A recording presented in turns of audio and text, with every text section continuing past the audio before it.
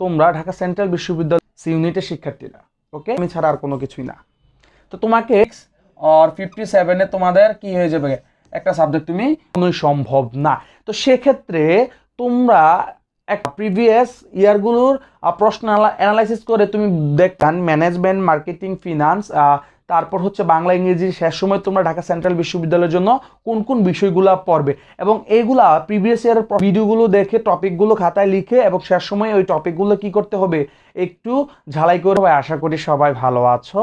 তোমরা আমার comment box মানে ভিডিওর কমেন্ট বক্সগুলোতে বারবার বলতেছিলে যে ভাইয়া শেষ 5 দিন বা শেষ এই কয়েকদিন, আজকে যেহেতু আমি অলরেডি যখন ভিডিওটা রেকর্ড করছি তখন 12 তারিখ, তার মানে আর 5 দিন বা 4 দিন সামনে, 17 তারিখ তোমরা পরীক্ষা দিতে বসবে, তাহলে 4 দিন, এই শেষ 4 দিন তোমরা কিভাবে পড়বে এবং শেষ 4 দিনে কিভাবে একটু ভালো করে পড়াশোনা করে তোমরা ঢাকা সেন্ট্রাল বিশ্ববিদ্যালয়ে একটি সিট কনফার্ম করতে পারো সি ইউনিটের শিক্ষার্থীরা, ওকে। পুরো ভিডিও জুড়ে আছে আমি বিজয়চন্দ্র দাস। তোমরা দেখছো ইউটিউব চ্যানেল অ্যাকাউন্টিং হান্টার্স এবং ফেসবুক পেজ অ্যাকাউন্টিং হান্টার্স। তোমাদের বলে রাখি দুইটা জিনিস, হ্যাঁ, এই পুরো জিনিসটা আমার মানে আমি যেভাবে শেষ সময়ে আইসা ফলো করছি আমি তোমাদের ঠিক সেভাবে বলবো। তার আগে একটু ঠান্ডা মাথায় বুঝো, একটু দেখো, যেহেতু আমাদের টোটাল হচ্ছে হাতে আছে কত ঘন্টা, আমাদের একদিন হয় কত ঘন্টা স্যার, একদিন হয় ভাই কত ঘন্টা, 24 ঘন্টা, হ্যাঁ। এবার 24 ঘন্টাকে 3 দিয়ে ভাগ দেন, তাহলে 3 8 করে, 3 8 কত, 24 ঘন্টা, মানে আপনি এই 4 দিনের জন্য 8 ঘন্টা করে পাচ্ছেন, বুঝেন? তাহলে 24 ঘন্টাকে আপনি 3 দিয়ে ভাগ করে দিলে 3টা স্লটে 8 ঘন্টা করে পাচ্ছেন। দেখেন আপনি 8 ঘন্টা ঘুমাবেন, আপনি 8 ঘন্টা ঘুমাবেন, 8 ঘন্টা ঘুম, হ্যাঁ, 8 ঘন্টা পড়াশোনা, এবং এই 8 ঘন্টা বাকি কাজ বা চাইলে এখান থেকে আপনি কি করতে পারেন, এখানে এসে আবার কিছু ন্যূনতম 8 থেকে 2 ঘন্টা 10 ঘন্টা পড়তে পারেন। এবার আসেন সি ইউনিটের পরীক্ষার্থীরা, তোমরা যারা পরীক্ষা দিবে তোমাদের টোটাল 5টা পরীক্ষা অংশগ্রহণ করতে হবে। সেক্ষেত্রে বাংলা হচ্ছে 20 মার্ক, তোমার বাংলা হচ্ছে 20 মার্ক এবং ইংলিশ হচ্ছে 20 মার্ক এবং অ্যাকাউন্টিং 20 এবং ম্যানেজমেন্ট 20 বা ফিনান্স বা মার্কেটিং থেকে কত 20। এখন আসেন যারা একদম শেষ সময় আমরা কোনো পড়াশোনা করি নাই তাদের জন্য আমি দুইটা জিনিস বলবো। দেখো, পড়াশোনা করা ছাড়া বিশ্ববিদ্যালয়ের চান্স মানে বিশ্ববিদ্যালয়ে পড়বে স্বপ্নটা দেখা একদম বোকামি ছাড়া আর কোনো কিছুই না। তো তোমাকে শেষ 4 দিন একটা ভালো পজিশন যদি করতে চাও, আমি তোমাকে বলছি তোমরা যদি তোমাদের অন পেপার যদি তোমরা 45+ রাখতে পারো আর জিপিএর মার্কটা যদি 20 সামথিং বা আরও হয়, তোমরা 56 আর 57-এ তোমাদের কি হয়ে যাবে, একটা সাবজেক্ট তুমি করতে পারবো, যেহেতু মোটামুটি ভালো অন্যান্য পাবলিক বিশ্ববিদ্যালয় থেকে ভালো সিট আছে এই সি ইউনিটে। ঠিক আছে, তো তোমাদের যেহেতু বাংলা 20, ইংরেজি 20, তারপর হচ্ছে ম্যানেজমেন্ট 20, অ্যাকাউন্টিং 20, হিসাব বিজ্ঞান 20 এবং একই সাথে ফিনান্স অথবা মার্কেটিং 20। এখন তোমাদের হাতে মাত্র 4 দিন সময় আছে। এই 4 দিনে তোমরা কি ফুল সিলেবাস শেষ করতে পারবে, আমাকে এটা বলো আগে। কখনোই সম্ভব না। তো সেক্ষেত্রে তোমরা একটা শর্টকাট টেকনিক অবলম্বন করতে পারো, মানে প্রিভিয়াস ইয়ারগুলোর প্রশ্ন অ্যানালাইসিস করে তুমি দেখতে পারো যে কোন কোন জায়গা থেকে প্রশ্নগুলো বেশি এসেছে, ঠিক আছে। তোমাদের আরেকটু সুবিধা করে দিচ্ছি, তোমাদের লাগবে না যে কোন জায়গা থেকে আসছে, তোমাদের খোঁজও লাগবে না। আমি আমার এই ভিডিওর কমেন্ট বক্সে আমি ভিডিওর লিঙ্কগুলো দিয়ে দিচ্ছি। হিসাব বিজ্ঞান, ম্যানেজমেন্ট, মার্কেটিং, ফিনান্স, তারপর হচ্ছে বাংলা, ইংরেজি, শেষ সময় তোমরা ঢাকা সেন্ট্রাল বিশ্ববিদ্যালয়ের জন্য কোন কোন বিষয়গুলো পড়বে এবং এইগুলা প্রিভিয়াস ইয়ারের প্রশ্নগুলো থেকে অ্যানালাইসিস করে এগুলো আমি আপলোড করেছিলাম। ভিডিওগুলো আমি যখন ওই ভিডিওগুলো বানিয়েছিলাম তখন গত বছরের প্রশ্নগুলো অ্যানালাইসিস করে আমি ওই ভিডিওগুলো বানিয়েছিলাম।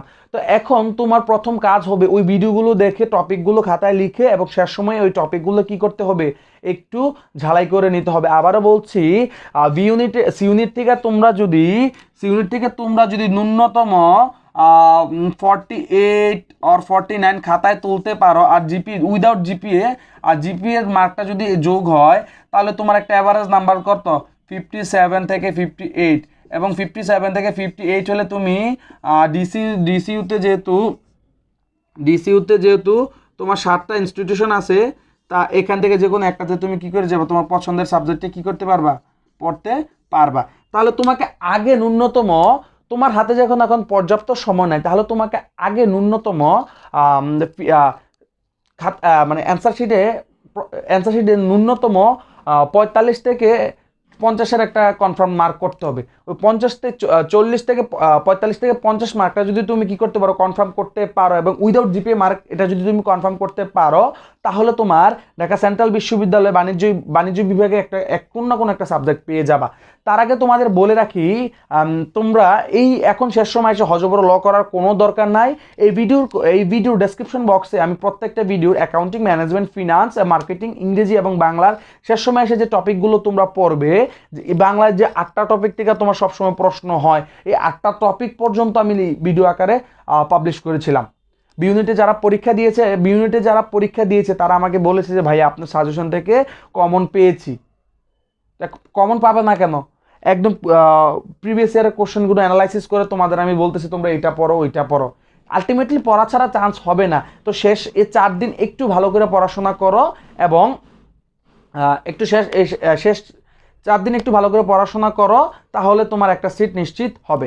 এবার আসো, তোমার এই শেষ 4 দিন কিভাবে তুমি একটু নিজেকে করবা, ঝালাই করে নিবা। এবার আসো, দেখো, তোমার থেকে যেহেতু 5টা পরীক্ষা দিতে হবে 100 মার্ক, তোমাকে যেহেতু 5টা পরীক্ষা দিতে হবে টোটাল 100 মার্ক, এবং সময় আছে মাত্র 60 মিনিট।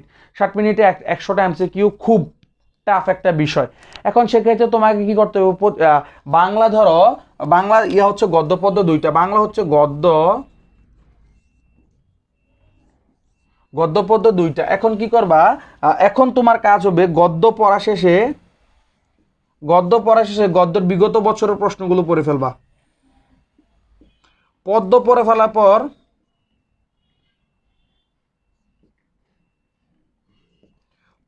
ফেলার পর বিগত বছরের প্রশ্নগুলো পড়ে ফেলবা। ঠিক আছে? বাংলাতে 8টা টপিক আছে ঢাকা সেন্ট্রাল বিশ্ববিদ্যালয়। এবারও যারা মানবিক থেকে পরীক্ষা দিয়েছে তারা বলতে পারবে যে 8টা টপিক আমি দাগাই দিয়েছিলাম, ওই 8টা টপিক থেকে তাদের প্রশ্নগুলো আলটিমেটলি হয়েছে। তো তোমরা কি করবা, তোমরা গদ্য পদ্য নাটক উপন্যাসগুলো পড়া শেষে বিগত বছর প্রশ্নগুলো কি করে নিবা, একটু সমাধান করবা, এবং একই সাথে এই 4 দিন তোমরা পরীক্ষা দিতে থাকো। পরীক্ষা দিয়া তোমরা ভালো কিছু পরীক্ষা তোমরা দিতে থাকো, এবং পরীক্ষা থেকে ভালো কিছু তোমরা ভুলগুলো সংশোধন করে নিতে পারবা। যদিও শেষ সময়ে তত একটা ভুল বেশি সংশোধন করে নিতে পারবে না, তারপরও যদি তোমরা তোমাদের 24 ঘন্টাকে 3টা ভাগে ভাগ করে দিচ্ছি, তুমি 8 ঘন্টা ন্যূনতম পড়াশোনা করো, 8 ঘন্টা ঘুমা, 8 ঘন্টা বাকি কাজগুলো করো। আমার এডমিশন পিরিয়ড আমি 4টা টিউশন করে তারপর আমি পড়াশোনা করছিলাম। ঠিক আছে? ওই কথা অনেকদিন বলবো যদি হয়, তাহলে 8 ঘন্টা পড়ো, 8 ঘন্টা ঘুমা, আর 8 ঘন্টা থেকে বাকি কিছু 4 ঘন্টা মোবাইল টিপে এখানে 4 ঘন্টা আনো, তাহলে 12 ঘন্টা পড়াশোনা তোমার হয়ে যেতেছে। তুমি যখন প্রতিদিন শেষ 4 দিন 12 ঘন্টা করে পড়াশোনা করবে, তাহলে তো তোমার আর কোনো কিছু বাকি থাকে না পড়ার। ঠিক আছে? তারপর রয়েছে তোমার বাংলা গদ্য পদ্য পড়ে বিগত বছর প্রশ্নগুলো সলিউশন করবে। ইংরেজিতে স্পেসিফিক কিছু টপিক আছে যেগুলো থেকে ঢাকা সেন্ট্রাল বিশ্ববিদ্যালয় পরীক্ষা নিয়ে থাকে। সেই টপিকগুলো আমি একটা ভিডিও আকারে পাবলিশ করেছি। ওই ভিডিওটা আমি এই ভিডিওর কমেন্ট বক্সে দিয়ে দেবো। অ্যাকাউন্টিংও একই অবস্থা, অ্যাকাউন্টিংয়ে একই করবে। যে নির্দিষ্ট টপিকগুলো আমি দাগিয়ে দিয়েছি, তোমরা যারা র্যাপস থেকে প্র্যাকটিস করতেছো, বা তোমরা যারা কোচিং সেন্টারে, তোমরা যে বিভিন্ন কোচিং সেন্টারে ক্লাস করছো, তোমাদের কাছে যে শিটগুলো আছে, ওইগুলো আমি যে টপিকগুলো দিয়েছি টপিকগুলো পড়লে হবে। ম্যানেজমেন্টও সেম, কোন ম্যানেজমেন্ট দ্বিতীয় পত্র থেকে প্রশ্নটা একটু বেশি হয়। তারপর কিছু অধ্যায় আছে যেখান থেকে সবচেয়ে বেশি প্রশ্ন হয়, সেটা হইতেছে আমি তোমাকে বলতেছি অংশীদারি, যৌথ মূলধনী কোম্পানির ব্যবসায়ী, যৌথ মূলধনী ব্যবসায়ী, কোম্পানি ব্যবসা, এইগুলো থেকে ম্যানেজমেন্ট খুব বেশি প্রশ্ন করে থাকে। তারপর আছে ফিনান্স বা মার্কেটিং। থেকে তোমার যারা মার্কেটিং পরীক্ষা দিবা, তোমরা প্রথমটাকে না ধরলেও পারো, কারণ বেশিরভাগ প্রশ্ন দ্বিতীয়টা থেকে হয়। তারপরও প্রথমটা একটু ঝালাফালা করে যাবা। তোমাদের জন্য ওইটার ফিনান্স মার্কেটিংয়ের যে টপিক, শেষ সময় কোন টপিকগুলো পড়তে হবে, ওই টপিকগুলো পর্যন্ত আমি একটা ভিডিও আকারে পাবলিশ করেছিলাম। তাহলে তোমরা এই শেষ 4 দিন আমার এই রুটিনটা ফলো করে পড়াশোনা করো, আমার যে সাজেশনগুলো আছে ওগুলো নিয়ে পড়াশোনা করো, তাহলে তুমি ঢাকা সেন্ট্রাল বিশ্ববিদ্যালয়ের সি ইউনিটের একটা সিট তুলনামূলক নিশ্চিত করতে পারবে। দেখা হচ্ছে পরবর্তী কোনো ভিডিওতে অথবা ক্লাসে। ধন্যবাদ সবাইকে।